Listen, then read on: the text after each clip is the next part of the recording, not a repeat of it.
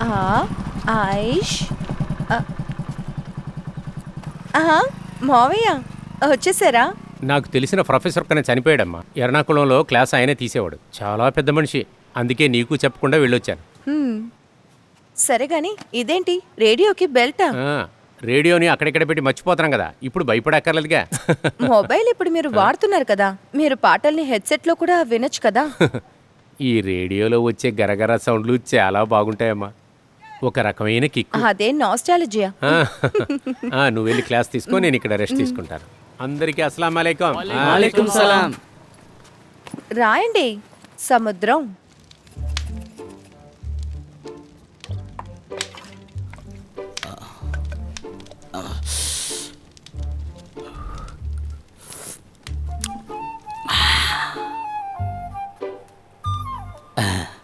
చెయ్యి చాపండి.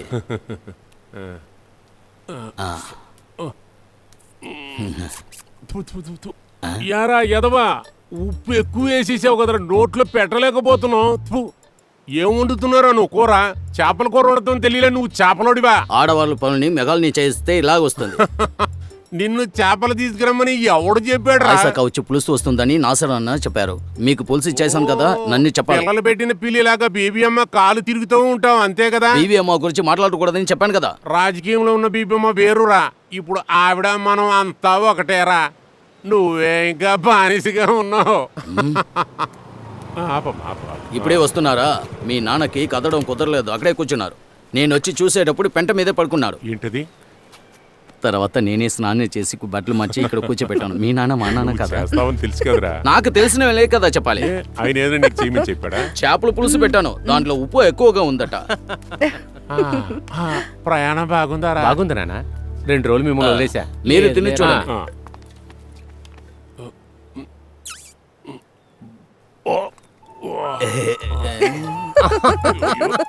నేను వెళ్తున్నా. నువ్వు ఎక్కడికి వెళ్తున్నావు? నేను జాస్మిన్ చేస్తాను చేపల కూర. నువ్వు దీని లోపల తీసుకెళ్ళి పెట్టు. ఇదిగో, చాలాసేపు నుంచి ఇక్కడే కూర్చున్నారు కదా, లోపలికి వెళ్ళి పడుకుంటారా? జాగ్రత్తరా. అబ్బా, ఆడు పాపం రా. నేను ఎక్కడ పడితే అక్కడ ఒంటేలు దొడ్లకి వెళ్తే ఆడే తీసాడు రా. పాపం రా, అన్ని పనులు వాడే చేస్తున్నాడు రా.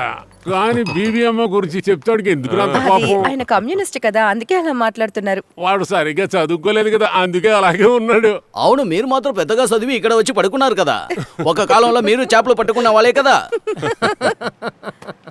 2 రోజులు క్లాస్ కట్ అయిపోయింది కదా. ఎస్ఐ రాసావా? ఎక్కడ, చాలా టైర్డ్ గా ఉంది. రేపు ఖచ్చితంగా రాస్తాను. ఇప్పుడు ఫినిష్ చేసేయాలి. పొద్దున్న మీ అమ్మని కలిసాను, ఇంతకు ముందులా చదవట్లేదంటాను. కాలేజ్ లేదు కదా. మావయ్య భాషలో చెప్పాలంటే గురుకుల మెథడ్, అందుకని ఇదంతా చాలు. కరెక్టా? అది చాలదు జాస్మిన్ బీబీ, నువ్వు నా స్టూడెంట్ గా ఉన్నందువల్ల I should be proud of you. ఇదిగో. Thank you. మార్కోస్ గారి బుక్ చదివేశావా? 11th టైమ్ ఆఫ్ కాలరా కదా, అది ఎప్పుడో చదివేశాను. నేను పోతున్నాను, నువ్వు వస్తావా లేదా? జాస్మిన్, నువ్వు ఇప్పుడు వెళ్ళమ్మా, రేపురా. అయితే చేపల పులుసు అది నేనే చూసుకుంటానే. మనం ఆ పడవ రెడీ చేసే చోటికి వెళ్దామా?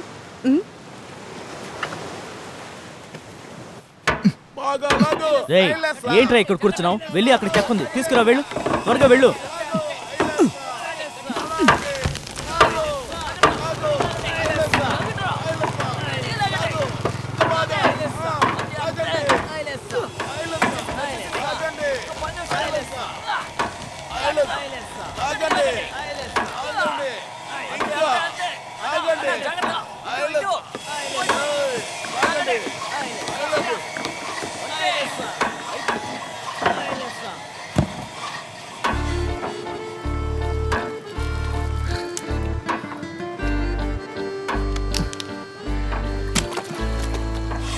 ఏయ్, ఏం పండ్రా అది?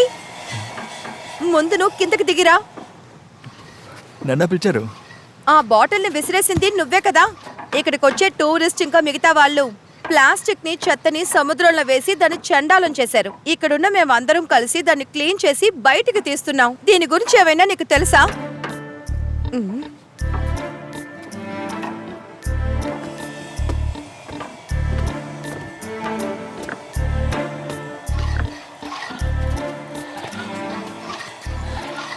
ఒక సెల్ఫీ తీసుకొచ్చా?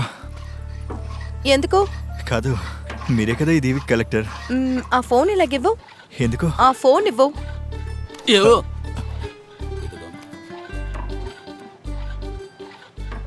పాస్వర్డ్ వెయ్యి.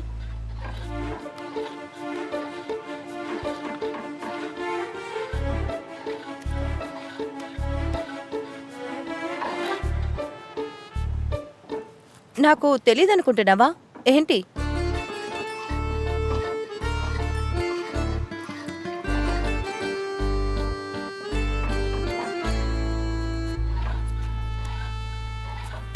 ఇంకోసారి ఇలాంటి పనులు చేస్తే సముద్రంలో కలిసిపోతావు.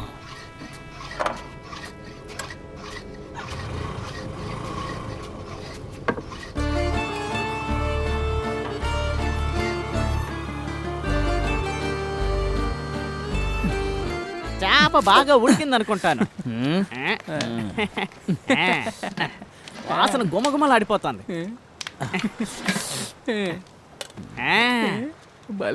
అందరూ అలాగే కూర్చోండిరా. నేనేమన్నా మీకు వంట వాడినా? ఒక్కొక్కరు ఒక్కో పని చేయొచ్చు కదా. నువ్వు వచ్చి అప్పడాలు వేయించరా. వస్తానుండన్నా.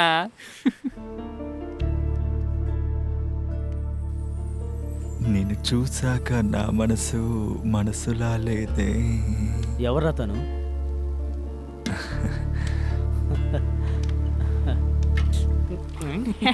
చేప బాగా ఉడికింది. నేను తిన్న వాటిలోకల్లా మీ చేతి చేపల కూర ఎక్కడా తినలేదు. ఏంటే ఇది? నిన్న కూడా గమనించాను. పిల్లిలో లోపలికి వచ్చావు. నా పేరు అబ్దుల్ రఫీక్. నిన్న ఈ మాటే చెప్పావు. ముత్తుకోయ నాకు ముఖ్యమైన విషయం చెప్పి పంపించారు. ఏంటి? మీకు సాయం చేయమని చెప్పారు. మా పని చేసుకోవడం మాకొచ్చులే. వచ్చాడు పెద్ద. మీ పాటికి మిమ్మల్ని వదిలేయలేను కదా. మా ఊర్లో పని చేయడం కోసం వచ్చారు. ఏం చేస్తున్నావయ్యా? ఏం లేదు, మా ఇంట్లో నుంచి పాత్ర తీసుకురావడం మర్చిపోయాను. నువ్వు ముందు కూర అందులో పోయి. కేవలం 6 ముక్కలు మాత్రమే వేసుకున్నాను. అందరికీ ఒక్కో ముక్క వేయాలి కదా. మా ఇంట్లో 6 ఆడబిడ్డలు ఉన్నారు. గిన్నె రేపు తెల్లవారుజామున తీసుకొచ్చిస్తాలే. లోపలికి వెళ్ళి పడుకుంటాను. మా గుడిసెలో ఇప్పుడు అన్నం ఉందో లేదో తెలీదు. అది కూడా పెడితే మా ఆకలి తీరిపోతుంది. ఆగిని కూడా రేపు తెల్లవారుజామున తెచ్చిస్తాను. లోకంలో ఉన్న అన్ని సముద్రాల పరిస్థితి ఇప్పుడు ఇదే. మన దీవి పరిస్థితి ఇదే. సముద్రంలో ఉండే చేపలు, కోరల్స్ ఇవేవీ ఉండవు. అందుకనే ఈ అమ్మాయిలందరూ వీటిని కాపాడటానికి కష్టపడుతున్నారు. తీసుకొచ్చిన కుప్పని అలాగే దెబ్బపోసి ఉంచారే తప్పితే దాన్ని తీయటానికి మీ సైడ్ నుంచి ఏ స్టెప్పు తీయలేదు కదా సార్. ప్లాస్టిక్ లేని ఐలాండ్ అంటే చెప్పడానికి వినడానికి బాగానే ఉంటాయి. మీ ప్రయత్నం కూడా బాగానే ఉంది. దీనికి నేనేం చేయాలో ఎదురు చూస్తున్నారు. దేశాలకి షిప్లో ఎత్తి పంపించమంటారా? ఏంటి సార్ తమాషా చేస్తున్నారా? మీరు ఆ రోజు చెప్పిన విషయాల్ని పైకి నేను మెయిలు లెటర్స్ పంపాను. ఇంతవరకు ఒక్క రిప్లై కూడా లేదు. నాకు అందితే కదా మీకు చెప్పడానికి. మీలాంటి వాలంటీర్స్ పై గౌరవం ఎక్కువగా ఉన్నాయి నాకు. ఏదో ఒక దారి కనిపెడదాం. మీ స్పిరిట్ని ఆపేయకండి. 8 కొట్టు కట్టేస్తాం. ఆలోపు మీరు వచ్చేయాలి. రేయ్, ఒక బండికి ఒక రోజుకి 150 రూపాయలు అద్ది. ఓ, ఇప్పుడు 6 గంటలైంది. రేపిస్తే ఎక్స్ట్రా ఎంత తీసుకుంటారా? అరే ఎక్స్ట్రా అక్కర్లేదు తమ్ముడు, ఉదయం తీసుకొచ్చి ఇచ్చేయండి. మొత్తన్న పరిచయం ఉంది కాబట్టి మీకు బండి ఇచ్చాను. బండికి ఏదైనా డ్యామేజ్ అయింది అనుకోండి, అస్సలు ఊరుకోను. బండి జాగ్రత్తగా నడపండి, సరేనా? ప్రాబ్లం రాకూడదు.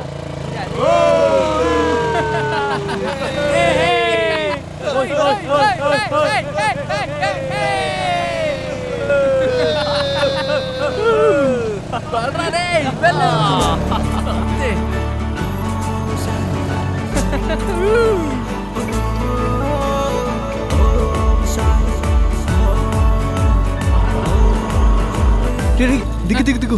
తను వెళ్ళిపోతుందిరా. దిగు దిగు. ఆ బైక్ లో వెళ్ళకరా. రే ఏమైందిరా?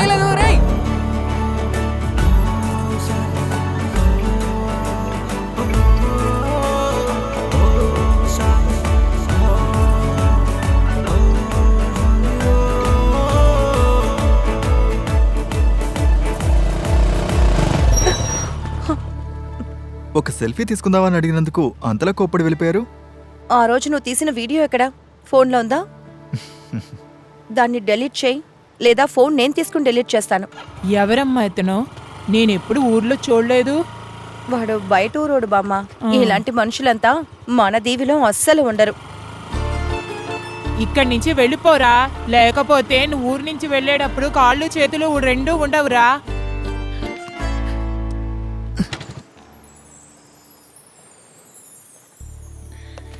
అన్నా నాకెందుకన్నా తనతో మాట్లాడలేక నోరు మూతపడిపోయింది. ఇలాంటి సందర్భాల్లో మనం ఇలాగే అయిపోతామా? కాదే, నా క్యారెక్టర్ అది కాదే. అవునన్నా, మీరు అంతేనా? నాకు మాత్రం ఇలా అవడానికి కారణం ఏంటన్నా? నేను తన ముఖాన్ని చూసి మైమర్చిపోయి నిల్చున్నాను కదా, దానికి కారణం ఏంటన్నా? తను నా మనసు లోతుల్లోకి దిగిపోయిందన్నా. అక్కడ నా ప్రేమ ఓడిపోయిందని నేను బాధలో ఉన్నాను. అది మర్చిపోవడానికే తాగుతున్నాను రా. మళ్ళీ ప్రేమ గురించే మాట్లాడుతున్నావు. ఎక్కడి నుంచి వచ్చాడు రా వీడు? అది నీ దురదృష్టం. నీ పక్కింటి అమ్మాయి డబ్బున్న వాడిని చూడగానే 10 ఏళ్ల ప్రేమని పక్కన పడేసి వెళ్ళిపోయిందంటే నువ్వు అలాగే చేరా. వదిలే. రే తమ్ముడు, తలుపు మూస్తోందంటే ఇంకో తలుపు తెరుస్తోందిరా. ఇదే అన్న కనిపెట్టింది. ఇలాంటి సీనుల్ని మనం ఎన్ని సినిమాల్లో చూసుంటాం. అమ్మాయిల్ని నమ్మితే ఇంకా తాగిపోతాడు అవుతుందా?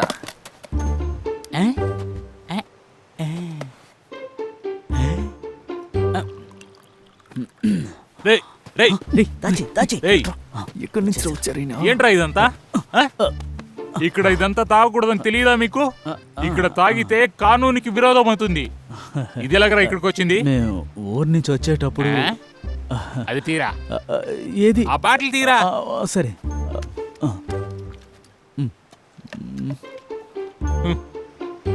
ప్రతి ఒక్కటి ఒక్కొక్క బ్రాండ్. ఇలాగ ఎన్ని బాటిల్ ఉన్నాయి? లేదు సార్, ఇంకేమీ లేవు. నా దగ్గర అబద్ధం చెప్పకూడదు, నిజం చెప్పు. ఎన్ని బాటిల్ ఉన్నాయి? 1 2 ఉంటుంది. నిజం చెప్తావా లేవో? సార్ మొత్తం 6 బాటిల్ ఉన్నాయి సార్. నేను అంతా లెక్కెట్టేస్తాను. అది ఎలాగరా ఎవరికి తెలియకుండా తెచ్చావు? ఎవరికి తెలియకుండా బ్యాగ్ లో పెట్టి తెచ్చేస్తాను. ఇది ఏరా, గ్లాస్ లో పోసివురా. తాగండి సార్. ఇదిగోండి. అబ్బాబ్బా, ఈ వాసన చూసి చాలా రోజులైంది. నా దిగులంతా ఎవరికీ తెలియదు. వారానికి 2 సార్లు కొచ్చి నుంచి బోర్డు వస్తుంది కదా, టూరిస్ట్ అంతా ఇక్కడే వచ్చి ఉంటారు. అప్పుడు ఎస్ఐకి మంచి కలెక్షన్ వస్తుంది. కెప్టెన్ నేరుగా ఎస్ఐని పిలుస్తారు. బోటు సముద్రంలో ఉంటది, బయట ఉండదు కదా, అంతే కదా. బోట్లో మందులంతా ఉంటది కదా. మనమంతా దోమలతో కొట్టించుకుని నైట్ అంతా డ్యూటీ చేయాలి. ఇంకా కాస్తాయి. కెప్టెన్, ఈ మందు లేదన్న ఒక బాధ తప్ప నిజానికి ఇక్కడ ఏ బాధ లేదు. యూనిఫామ్ వేసుకుంటూ ఖాళీగా కూర్చుని డ్యూటీ టైంలో బీచ్లో పడుకుని హాయిగా నిద్రపోవచ్చు. ఇండియాలో ఈ సుఖం వేరే ఏ స్టేషన్లోనూ ఉండదు. నాకు ఎస్పీతో పాటు ఎక్కువ ఫ్రెండ్స్ ఉన్నారు. ఎవడైనా దొరికాడంటే లాకప్ లో వేసి చెత్త కొట్టిన తర్వాత 2 పెగ్గు కొట్టే సుఖం ఉందే, ఇంకా దేనిలోనూ దొరకదని వాళ్ళు చెప్పేవారు. అది వాళ్ళ అభిప్రాయం, ఇది నాది. మా మా ఎక్కడ ఉన్నామా? నువ్వు ఇంకా నిద్రపోలేదా? ఇంతసేపు ఎక్కడికి వెళ్ళావురా? నవ్వొద్దు. నీకు పెళ్ళం పిల్లలు వద్దని చెప్పి ఇలాంటి పనులన్నీ చేస్తున్నావు. ఎవరో ఒకళ్ళ ఇంటికి వెళ్ళొస్తున్నావా? ఆకలిగా ఉంది, అన్నం పెట్టు. తినడానికి ఏమీ పెట్టలేదా? ఏ మొగుళ్ళలాగే కదా నిన్నుంచుకుంది. ఊర్లో వాళ్ళు ఏమనుకుంటారనే భయం కూడా లేదు, సిగ్గు కూడా లేదు నీకు. నిన్ను కన్నందుకు నేను అసహ్యం పడుతున్నాను.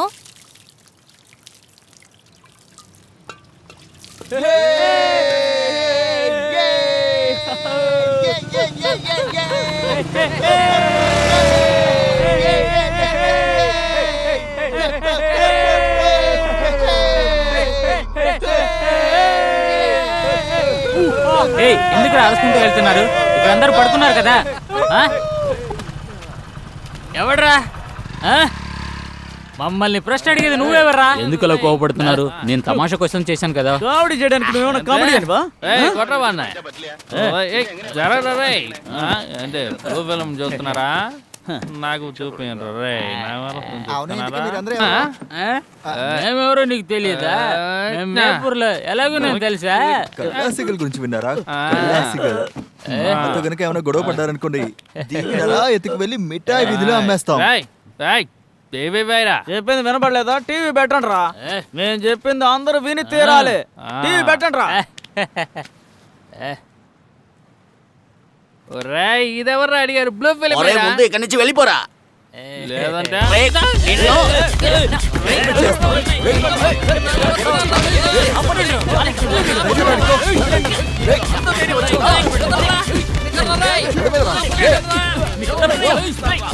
ఎవడ్రా బ్లూ ఫిలిం వేయమని చెప్పింది? చెప్పండ్రా, చెప్పండి ఎవడాడు? వీడే సార్. ఓ వీడా? వాడి మొహం చూసావా? వెళ్ళి పక్క నుంచి చెప్పో. మీరు చేసే గుండాయిజం అన్నిటినీ కూడా మీ ఊర్లో పెట్టుకోండి, టౌన్లో, ఇక్కడ కాదు. ఆ రోజే నేను వాన్ చేశాను కదా, వీళ్ళందరూ సంతోషంగాను ప్రశాంతంగాను నివసించే దీవి ఇది. నా దగ్గర తోకాడించావనుకో నరికేస్తాను. నిన్న రాత్రి పేకల వరకు మీరు తాగేశారు, కరెక్టా? చెప్పండ్రా, ఫుల్లు తాగిన తర్వాతే కదా గొడవ చేశారు. చెప్పదు. ఎక్కడి నుంచి మందు వచ్చింది? నిజం చెప్పండి. ఈ దీవులు మందు నిషేధం అని తెలీదా మీకు? అందుకే సార్ మీరు సముద్రాలే మందు కొడుతున్నారు, అది తప్పలేదా? రే ఎవరు చెప్పారు? రే ఊరికే కథలు చెప్తున్నారు, ఆ విషయం పక్కన పెట్టండి. ఉన్న గొడవలు సరిపోవని పడవ గిడవ ఇవ్వండి ఎందుకు? ఇప్పుడు మనకేసుకొద్దాం. మీరిచ్చిన కంప్లైంట్ ఏంటి? క్లబ్కి వచ్చి వీళ్ళందరూ ఫుల్గా తాగేసి గొడవ చేశారు, అదే కదా? మేము కాదు, వీళ్ళే గొడవ చేశారు. ఓకే వీళ్ళ వల్లే సమస్య వచ్చింది, నాకు అర్థమైంది. బాగా తాగేస్తున్నారు సార్. అరే వీళ్ళే మందు కొట్టారని మన దగ్గర ఎవిడెన్స్ లేవు. అంతేకాకుండా ఈ ప్రాంతంలో మందు కొట్టకూడదు. ఒకవేళ మందే కొట్టారనుకోండి, ఇక నుంచి అలా చెయ్యరు. ఎరా కొడతారా? అవును సార్. అలాగే అసలు ఇదంతా మ్యాటరే కాదు. ఇప్పుడు మీరు ఇచ్చిన కంప్లైంట్ ని కేసుగా రిజిస్టర్ చేశాననుకోండి, వాళ్ళు పని చేసేసుకుని రేపో మాపో వెళ్ళిపోతారు. వాళ్ళకేం పోయింది?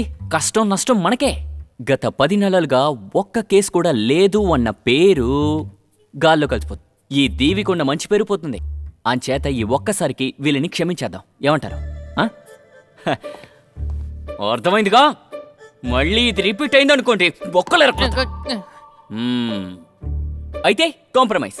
Okay, compromise. అంతే కదా ఫాతిమా? అయ్యో, ఆ ఎస్ఐ మనిషి సరిలేదన్నా.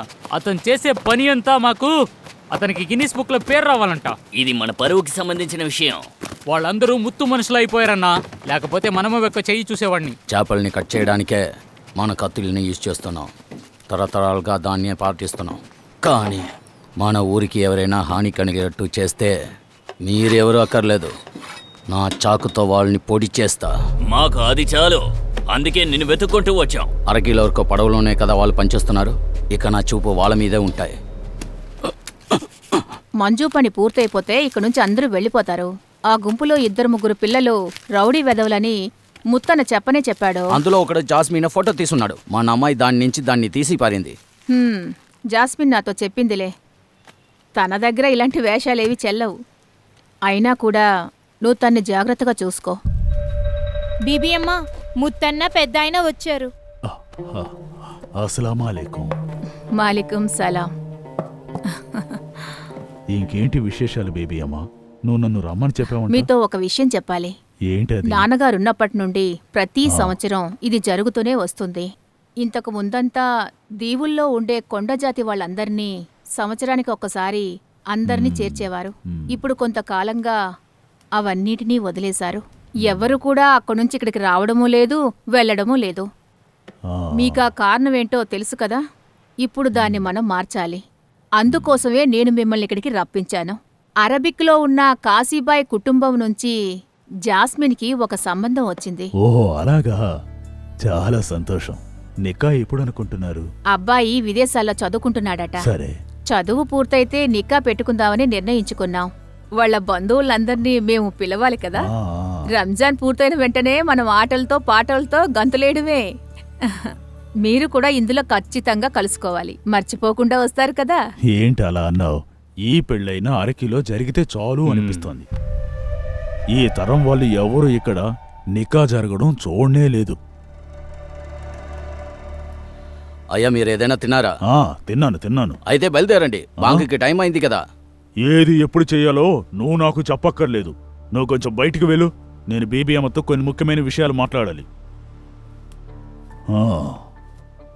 చిన్నప్పుడు జాస్మిన్ నీళ్ళల్లో దూకడం, నీళ్ళలో ఈత కొట్టడం చూస్తే ఈ దీవిలో వాళ్ళకి చాలా సంతోషంగా ఉండేది. ఒలింపిక్స్లోకి జాస్మిన్ వెళ్తే మెడల్ సాధించకుండా రాదు అని ఊర్లో అందరూ అనేవారు.